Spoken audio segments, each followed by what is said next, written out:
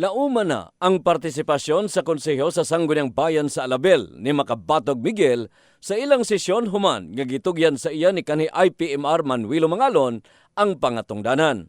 Sigon ni Miguel nga isip bagong IPMR, gilayon ni ini nga estudyuhan ang gitrabaho sa iyang gipulihan ay haipatuman ang iyang mga plano nga makaayos sa tanan. Tulo ka termino sa Blaan, behind ang tribong Tagakaulo. So sa pagkakaroon, tribong Tagakaulo naman po ang nagserbisyo, dapat pantay ang akong ipakita sa ilaha nga pantay ang pagserbisyo sa tribo.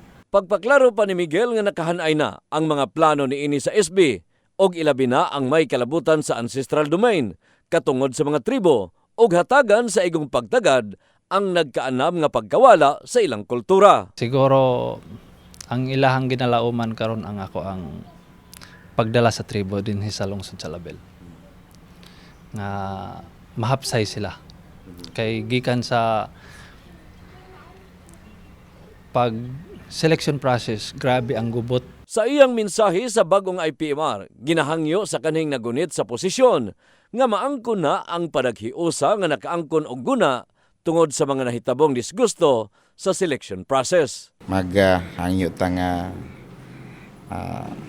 iyang himuon ang tanan nga dapat i-unite ang indigenous peoples this municipality. Samtang ang Deputy Mayor for IPs nga si Imelda Kahumnas ug usa sa nagprotesta sa pagpungko ni Miguel ang nagkumpirma nga nahuman na ang ilang bangi ug ginalauman na lang niini ang pagtrabaho sa IPMR nga makaayo sa tribo. Sa mga tribo ngadto sa ato ang bag-ong na install nga municipal IPMR ato siyang suportahan kay para kini sa kaayo. Kay baluan nga mikabat sa kapin 7 ka bulan pa ay nakapungko si Miguel tungod sa protesta sa proseso sa seleksyon nilang Kahumnas og Municipal Tribal Chieftain Virgilio Balco kaniadtong Nobyembre 28 sa nakalabay nga tuig. In the heart of changing lives, kini si Brigada Dani Kasi, Brigada News.